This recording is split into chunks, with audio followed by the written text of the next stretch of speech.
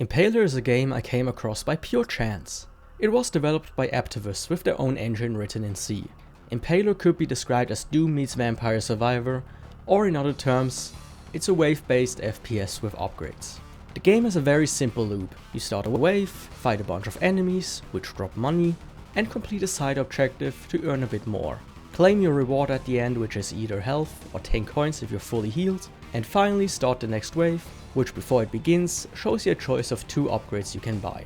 The game has a total of 52 upgrades and 8 primary weapons, which are the Perforator, a little submachine gun which you can use from the start, the Harvester, a shotgun which has bullets that ricochet after their initial impact. These bullets however don't seem to do much and the fire rate and damage are lacking. The Gustav, a rocket launcher like you will find in Doom, Quake or any other FPS.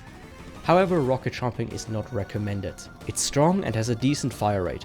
Overall, I would declare it the best weapon. It does have splash damage, but that is really not too hard to avoid. The Plasma Tech 3000 is a plasma rifle, which you get after a total of 1000 kills. It's fast, deals a good amount of damage, and has a little spread. Overall, it's a good choice. The Shredder. It looks like an AR and its name implies it being akin to something like the PPSH from COD. However, it fires slowly and has to cool down after only 8 or 9 shots. I fail to see how it is any different than the Plasma Tech. The AC-50 is my second favorite weapon. I believe it's supposed to be a railgun. It fires 4 shots quite quickly, deals good damage, and is very precise. The Boomstick, on the other hand, has the look of an iconic weapon and deals damage accordingly, but it simply feels like a reskin of the AC-50 with worse precision. The Torment's Edge is a sword that fires 5 projectiles in a horizontal line, and is the only weapon that pulls you forward rather than pushing you backwards. It also deals more damage if an enemy is closer to you.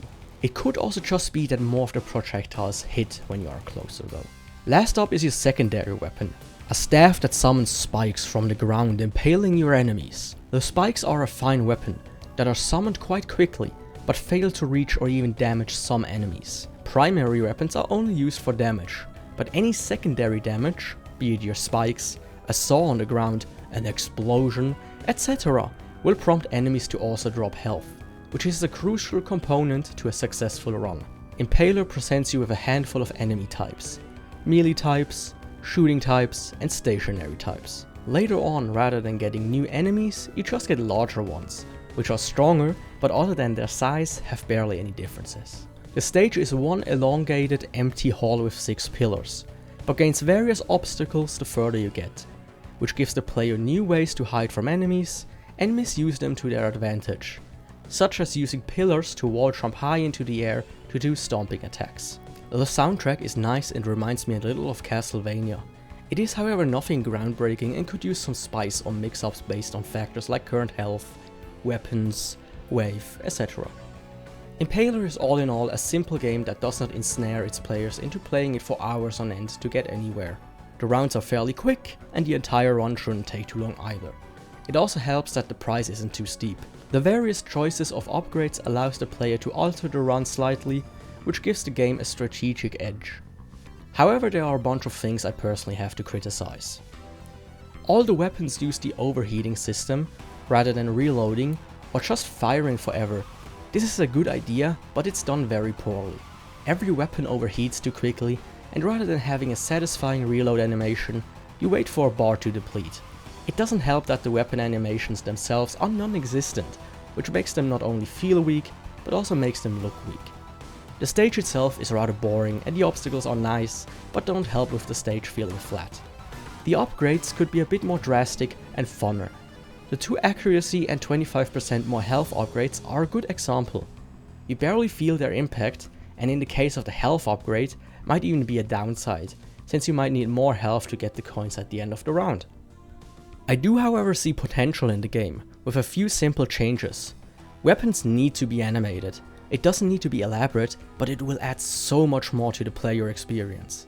The upgrades themselves don't even need to be overhauled too much, but their impact has to be. Rather than knowing I have it, I would like to see it.